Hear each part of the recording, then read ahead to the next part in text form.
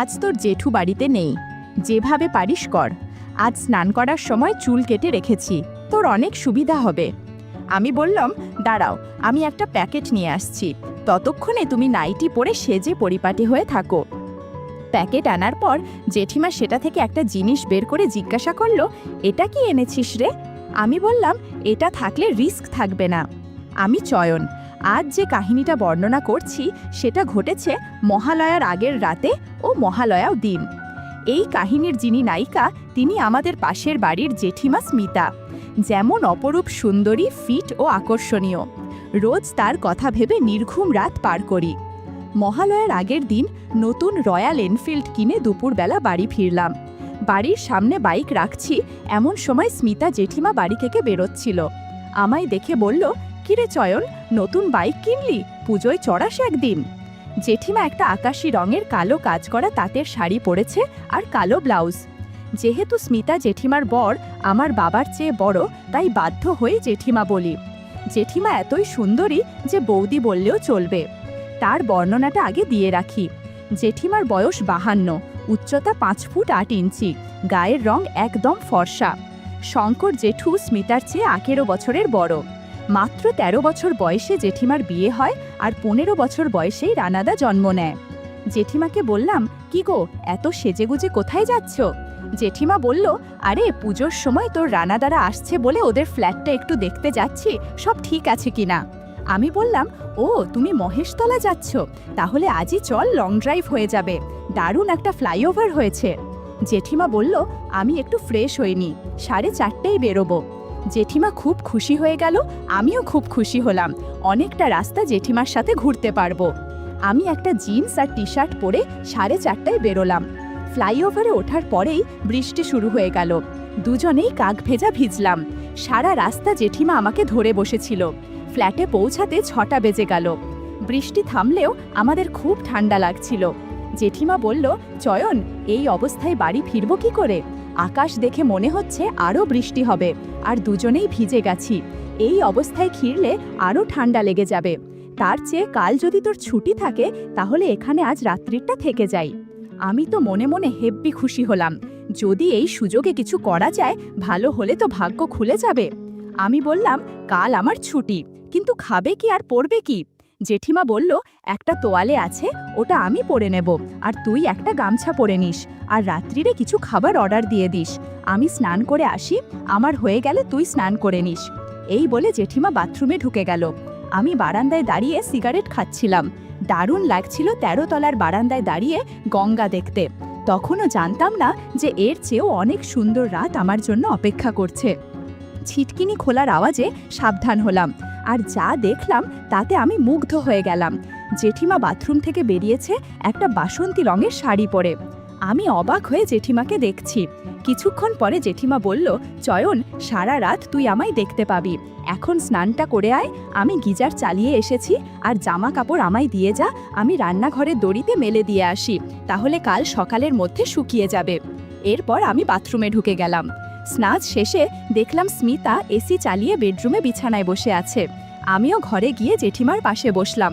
জেঠিমা বলল, চয়ন, কিছু খাবার অর্ডার করে দে, না হলে বেশি রাত হয়ে গেলে কিছু পাবো না, সারা রাত উপোস করে কাটাতে হবে। আমি জেঠিমার কথা মতো খাবার অর্ডার করে বললাম, এখন তো সবে 7:30 বাজে, এখানে টিভিতে ডিশ লাইনের কানেকশনও নেই, এতক্ষণ সময় কি করে কাটাবে? জেঠিমা বলল, আয়, তোকে আমি আমার ছোটবেলার গল্প বলি। এই বলে জেঠিমা বলতে শুরু করলো।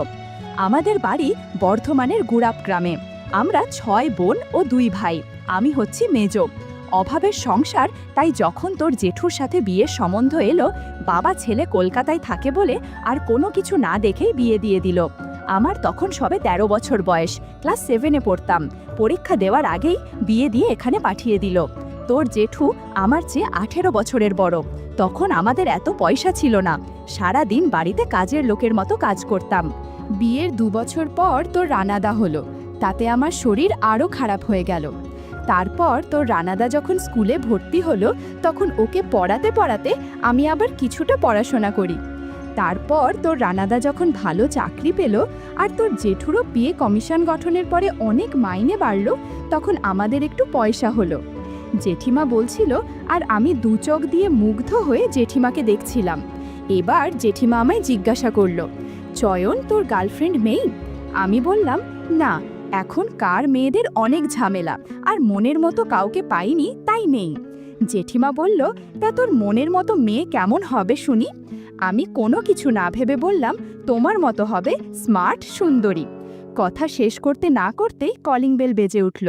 জেঠিমা বলল, মনে হয় খাবার এসেছে, আমি এই অবস্থায় বাইরে যাব না, তুই প্লিজ নিয়ে আয়, আর যাবার সময় আগে এই দরজাটা বন্ধ করে ওটা খুলবি। আমি কথা মতো কাজ করে জেঠিমাকে ডাইনিং টেবিলে খেতে ডাকলাম। খাওয়া শেষে জেঠিমা বলল, চল তাড়াতাড়ি শুয়ে পড়ি, কাল ভোরবেলা উঠে মহালয় শুনব। আমিও জেঠিমার কথা মতো পাশে শুলাম। বললাম, জেঠিমা পাশবালিশ নেই?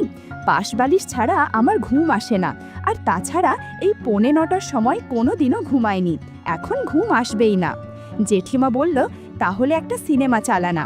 বললাম, আমার মোবাইলে তোমাকে দেখানোর মতো সিনেমা নেই, অন্য রকমের সিনেমা আছে যেটা দেখলে আর সারা রাত ঘুমোই আসবে না। তাছাড়া এত সুন্দর মহিলার সাথে সেই সিনেমা দেখলে একটু অস্বস্তি লাগতে পারে। জেঠিমা বলল, আমি বুঝতে পেরেছি কি সিনেমা আছে, কিন্তু আমি কোনো দিন এইসব সিনেমা দেখিনি, প্লিজ দেখা আমায়, প্লিজ।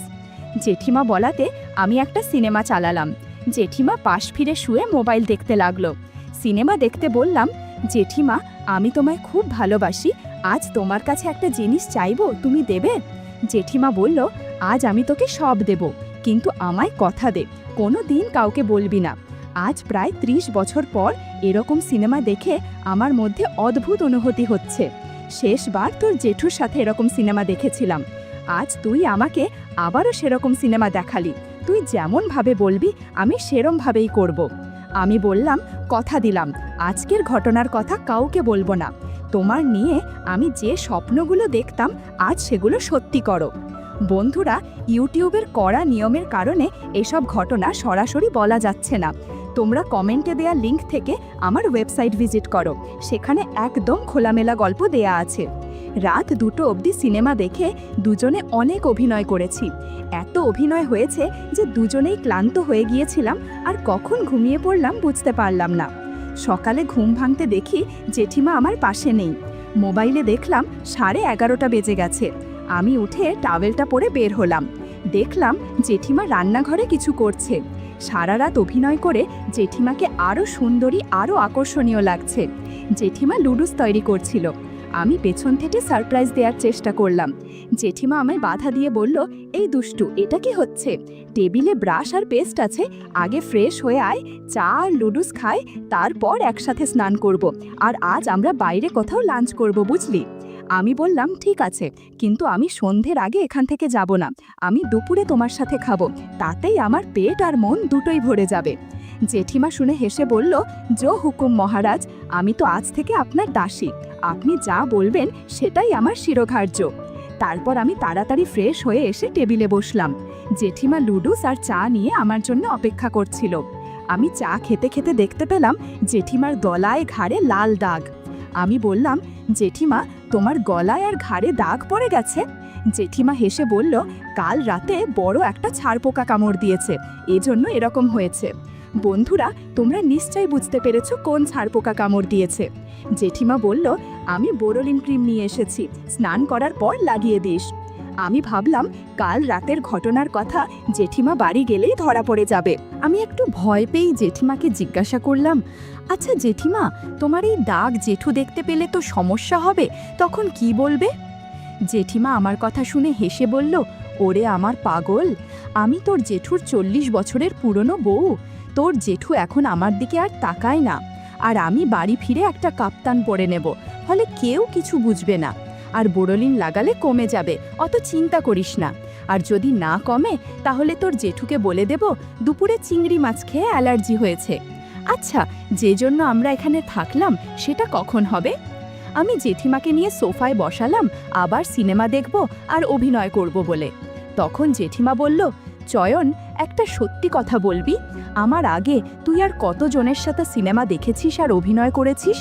আমি বুঝতেই পারছি তুই অভিনয়ের ব্যাপারে খুব পটু, আর রেগুলার অভ্যেস না থাকলে এরমভাবে কেউ করতে পারে না। কি করে হলো এমন বল না আমায়, আমি কাউকে বলবো না। আমি বললাম, বলতে পারি, আমি তোমায় মিথ্যে কথা কিন্তু বলবো না, তবে তোমায় কথা দিতে হবে যে আমার অতীতের কথা শোনার পরও তুমি আবারও আমার সাথে অভিনয় করবে আর সিনেমা দেখবে। জেঠিমা বলল, আমি পাগল নাকি যে আনন্দ আমি পাচ্ছি তা থেকে আমি তোকে আর নিজেকে বঞ্চিত করব না? তুই আগে কোনো কারোর সাথে অভিনয় করলেও আমার কোনো আপত্তি নেই, শুধু একটাই রিকোয়েস্ট করব, এখন থেকে যেদিন আমার সাথে অভিনয় করবি সেদিন আর অন্য কারো কাছে যাবি না। আমি তোকে খুব ভালোবাসি, অন্য কারোর সাথে দেখলে খারাপ লাগবে। আমি ঠিক করলাম শুধু সরলা মাসি আর অঞ্জনার সাথে করা অভিনয়ের কথাই জেঠিমাকে বলবো। তাই বললাম, এখন আমি তোমাকে ছাড়া আর কারোর সাথে অভিনয় করব না, কিন্তু প্লিজ প্রত্যেক সপ্তাহে একবার করে তোমার বাড়িতে বা এখানে না হলেও সল্টলেকের একটা হোটেলে নিয়ে গিয়ে তোমার সাথে সিনেমা দেখব আর অভিনয় করব। এখন বলি, তোমার আগে আমি দুজনের সাথে অভিনয় করেছি। আমাদের বাড়িতে যে সরলা মাসি কাজ করেন না, তাকে আমি ক্লাস 11 থেকে গ্র্যাজুয়েশন অবধি অভিনয় করেছি, তবে এখন মাঝে মাঝে বাড়ি ফাঁকা থাকলে অভিনয় করি। সরলা মাসির কারণেই আমি অনেক দক্ষ। তখন তো আর কেউ ছিল না, তাই আমি রোজ রাতে সবাই ঘুমিয়ে পড়লে সরলা মাসির সাথে অভিনয় করে ঘুমিয়ে পড়তাম। মাঝে মাঝে দুপুরে বাড়িতে কেউ না থাকলেও করতাম। আমি যখন সরলা মাসির সাথে অভিনয় করতাম তখন মনে মনে তোমার কথাই ভাবতাম, কিন্তু আরও ভালো করে অভিনয় শিখি অঞ্জনা কাকিমার কাছে। আমি যখন আগে মুর্শিদাবাদে ছিলাম তখন তার বাড়িতেই পেইং গেস্ট থাকতাম।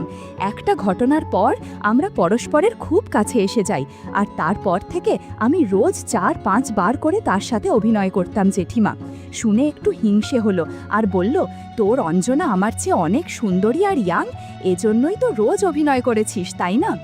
আমি বললাম, আরে না না, অঞ্জনা তোমারই বয়সী হবে আর অনেক মোটা, তুমি তো আমার স্বপ্নের রানী। আমি অঞ্জনার সাথে রোজ অভিনয় করতাম কারণ অঞ্জনার কেউ ছিল না, ও বিধবা, সারা বাড়িতে আমরা দুজনেই থাকতাম, ফলে অনেক সুবিধে ছিল। রোজ আমরা নতুন নতুন সিনেমা দেখতাম আর অভিনয় করতাম। আমার অভিনয়ে অঞ্জনা কাকিমা অনেক খুশি ছিল। আমাকে ছাড়া সে কাউকে কল্পনা করতে পারত না। রাতে অঞ্জনা কাকিমা নাইটি পরে অভিনয় করত, সাথে আমিও অভিনয় করতাম। আমি যে 4 বছর ওখানে ছিলাম তার প্রত্যেক দিনই অঞ্জনা কাকিমার সাথে অভিনয় করেছি। আর এখন আমি যে 5 দিনের জন্য মুর্শিদাবাদ যাই তখন অঞ্জনা কাকিমার সাথেই থাকি। তুমি প্লিজ এখানে আমার সাথে অভিনয় চালিয়ে যাও, তাহলে রোজ 5 বার করে তোমার সাথে চর্চা করতে পারবো। জেঠিমা বলল, এত ভাগ্য করে আমি আসিনি রে, আমি যেটুকু সময় তোর সাথে থাকবো তাতেই আমার শান্তি।